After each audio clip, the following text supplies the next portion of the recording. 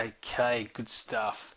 All right, so welcome everybody. Meeting number 2. So the first thing we want to do is just set out the rules for the MindJet Mastermind group. So really, to continue in the group, you just need to make sure that you're contributing. So one of the keys is obviously you need to be a V2 owner and member, and you need to be contributing to the group. So what we don't want is we don't want people to just be coming to the sessions and not giving anything back. So the idea is that collaboration means that we're collaborating collectively to share and improve our overall result. So that means that at least submitting or presenting for the projects. So remember that we did have a project last week. Now some of you, I'm going to give you like a week's grace because some of you are still getting familiar with the V2, and that's all good, and I'm happy to let that fly because I know that some of you are just getting familiar with setting it up and doing the testing. So hopefully you'll be well and truly into it this week. If you have any questions or anything you want to go through, the project number 1 was very easy. So we set the first project as probably the easiest project you'll get, and I'll take you through that again. But let's have a look at what our expectations are for the group. So really for the group, we're wanting to generally improve our trading on all of the strategies. So our expectation is that as a collective group, we should be able to quite easily improve our results by at least 5 to 10%, maybe even more. So I'm confident we can do that. Now, having said that, the initial testing and trading we've done hasn't had a lot of filters on any of the trading. So we don't have a significant number of filters, or we've just kept the systems very simple. And even just last night when we applied, we mixed it up a little bit and applied a filter to our trend trader, which, as you know, hasn't got any filters at all, just the confirmation of the trend. I could see we could definitely get an advantage there. So let's go through. So as I mentioned before, MindJet Catalyst there are 2 spots where you'll find the information that we've got for the mastermind group. Now the reason why we've got 2 areas is that not everybody likes using MindJet Catalyst, and not everybody likes using the blog, or the website. So we've got 2 spots that we have the information, because we just want to make sure that people are comfortable with what they're accessing and they're using. And you'll find that we'll probably consolidate the information in two areas as we go forward, so we can at least cater for how you like to have information presented, whether it's in a map format where the information flows from left to right or right to left, so you've got a little bit of flexibility as to kind of building in information yourself as well, or whether it's in this type of format here, like a member. So this is another format that we'll be exploring, and this is it here. So this is really just a like a member area type page. So I'll come back to that later. Probably didn't come up too well, but that's like a member area page where you just go through each of the videos, and it's it's set out in a linear fashion. So back to our MindJet. So at the moment we've got the link for the mastery group. Everybody should have got that, which is on the GMT website. And the other link is the other spot where we've got our training material is in MindJet Catalyst. Just to recap, it's just in here under training, under V2 members area, the very last map, and you'll see it mastermind group. So we just open that up, and that will take you into all the details. So this is meeting number 2. Now just as a recap from last week, we had a couple of action items that I'm going to go through now. So action item number 1 was to the trend trader test. So that was a group activity. Going testing to see what advantage we could get, or what what markets we could find that were running hot, depending on what time of the day you're looking to trade. But it was fairly much open slowly. We had a number of markets we could choose from. I gave you a list as part of the mail out, and the other two things that I've got there is pre-test optimal stop strategies. That's Shane. I'm still working on that. That's because I'm doing the 100 trade exercise. Now I'm going to talk a little bit about that as we go forward. But basically, if you want to have something coded and improved on the strategy, so if you're looking to have a strategy improved, you really need to do the 100 trade test. So what does that mean? Okay, so we'll move to the charts. What that basically means is that if you, and I'll show you the example I've got with crude oil.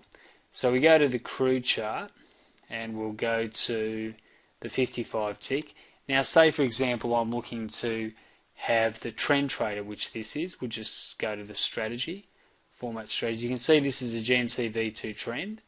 We format here, go into here, and you can see that it's version 1.3 password. Now there are very few filters in this strategy. There's start time, end time, so you've got two options there. You've got the initial stop, ticks 16, and the trade profit or trailing profit, which is what we trail our strategy. Now there's really nothing else there. So if I want to say to Mike, look Mike, I've got an idea here that I think that, based on my belief, that the support and resistance and the swing high, swing low will offer us a great opportunity to potentially take more profit on these trades. And I might also say that I think that we should have a max win, max loss on the strategy. Well, the max win, max loss, we don't need to do 100 trades to prove that up, because we know that there's already an edge. That's something that we'll definitely build into the strategies. But as far as additional stops in, we just need to confirm that that's going to give us an edge. So what I've taken to do is to, if we say I'm just recording 100 trades for the initial stop as a potential previous resistance. So for this example here, if we get a short here at, say, this one sets up here at 34, say. So I'll open this up, and at the moment our initial stop is a fixed stop or the trailing profit. So what I'm suggesting is that there may actually be a significant advantage to using this previous resistance on a sell or previous support on a buy as your stop and trailing stop, because I've noticed when I look at the charts that I'll get you an example where it's moved a bit. I've noticed when I look at the charts that actually does offer you a bit of an advantage when the market's really moving. So let's have a look here. Here's a good push up, US session. Steph, this is that breakout session we talk about a fair bit. So there's the breakout at 1400. So true to form, market breaks out 1400, gets the trend trader long, comes back.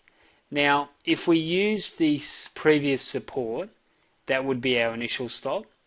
Our second stop would move to here at 33, and then we would just trail that up. Now we don't get another pullback until up here, and it still holds up there at 97.08 and eventually gets knocked out at, say, 97.06. So that works really well.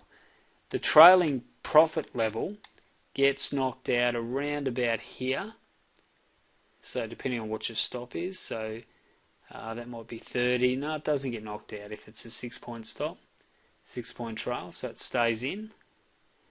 And the swing low would probably have stayed in as well. So they're just some of the things we're looking to test with the trend trader, so I'm going to try to have that finished this week. It's 100 trades, doesn't sound like a lot, but it is a bit.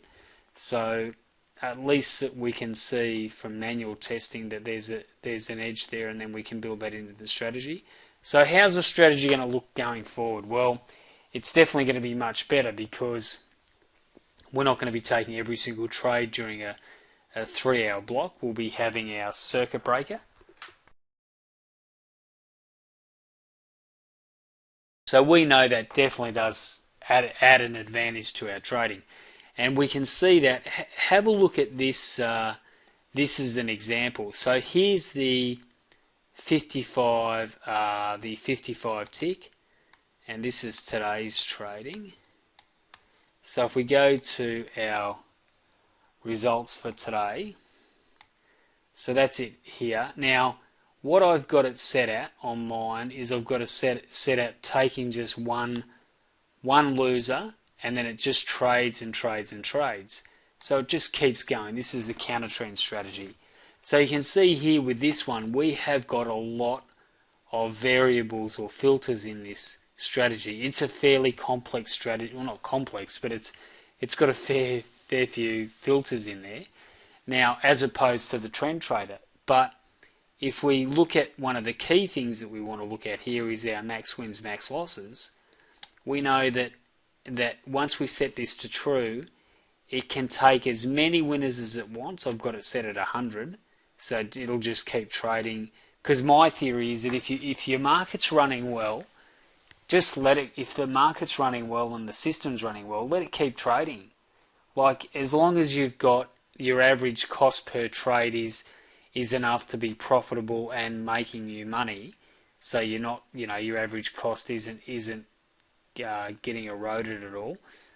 As long as you've got that set up properly, you should really, or ideally, be able to just let your strategy keep trading. You can see here that it's running beautifully, the one and done. Now if I change that to two and done, that will come off about $4,000 or $5,000.